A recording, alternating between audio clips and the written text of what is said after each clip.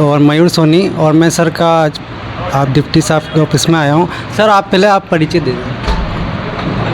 वृत्ताधिकारी तृतीय राजेश कुमार टेलर, कोटा शहर। सर सब्जी मंडी, स्वर्ण रजत मार्केट जैसे प्रमुख शहर के जो मार्केट है, वहाँ के साथ ट्रैफिक व्यवस्था ऐसी थी गड़बड़ कई सालों से, और ट्रैफिक जाम जैसी समस्याओं का आपने निवारण किया।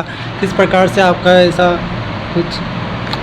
देखिए, मेरी नियुक्ति के साथ ही जब मैंने अपने एरिया का दौरा किया तो वहाँ पाया कि कई सारी अव्यवस्थाएं हैं जिनकी तरफ मैंने ध्यान आकर्षित किया और लगातार व्यापारियों से संवाद स्थापित किया, जहाँ एक निर्णायक स्थिति में हम पहुँचे कि किस तरह से इन अव्यवस्थाओं को दूर किया जा सकता है।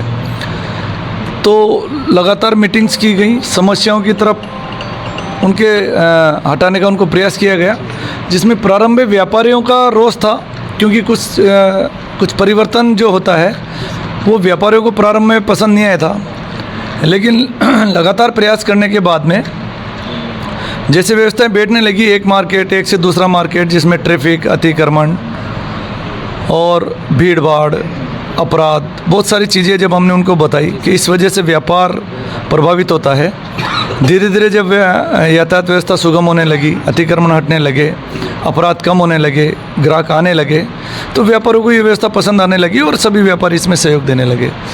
जी सर, ये इसी मार्केट के आसपास पौधारोपण जैसे भी कार्य किए गए हैं, तो 999 का जैसा मैंने एक न्यूज़ भी लगाई थी सर, तो उसकी प्रेरणा आपको कैसे मिली सर?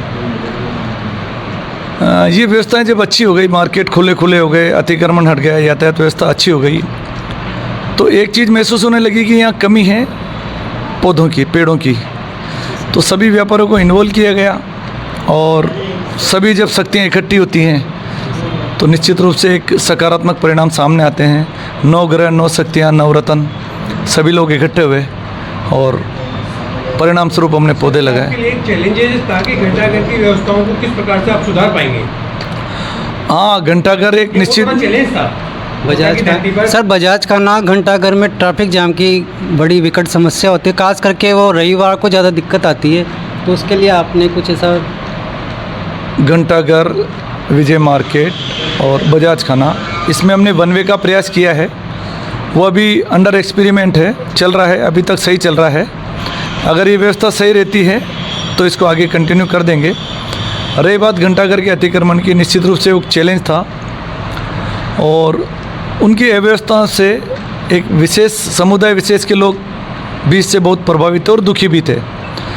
उन लोगों की द्वारा ही मुझे शिकायत मिली और उनके प्रयासों से, उनके सहयोग से मैं वहाँ पर ये व्यवस्था कर पाया।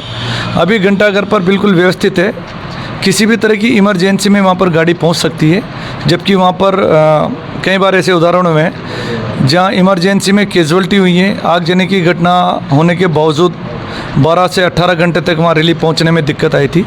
लेकिन अब की बार ऐसा कुछ भी नहीं हो, 10 मिनट में वहाँ पर अभी आगजनी हो गई थी मई के महीने में, जो कि 10 मिनट में वापस बहाल कर दी गई। जी सर, मैं पाटन पॉल जो क्षेत्र है, आराध्य देव है मथुराधीश जी, तो वहाँ पर काफ़ी समस्या का सामना करना पड़ता है, तो उसके लिए कोई आपका कोई विचार है तो हमें बताएं। देखिए, वहाँ पर मैंने जो महसूस किया है वो जो मार्केट है, छोटा मार्केट है, सभी एग्जिट दरवाजे मंदिर के सभी उसी मार्केट में खुलते हैं और उस मार्केट का व्यापार जो उस मंदिर से संबंधित है, यानी मिठाई, प्रसाद, सारा वहीं होता है। इसके अतिरिक्त वहाँ पर बीच में सब्जी मंडी के ठेले लगने लगे थे, जिनको पूरी तरह से हटा दिया गया है और कुछ एक जो वहाँ के स्थायी निवासी हैं उनको सीमित दायरे में करके और सब्जी का व्यापार वहाँ चल रहा है। कुछ प्रसाद वाले हलवाई वगैरह हैं जिनको भी अभी सीमित कर दिया गया है और प्रयास जारी है कि वो अभी इसको और सीमित करके इस रास्ते को खुला रखें। जी बहुत बहुत धन्यवाद, आपने कोटा शहर में कई बदलाव किए हैं और इसके लिए आपका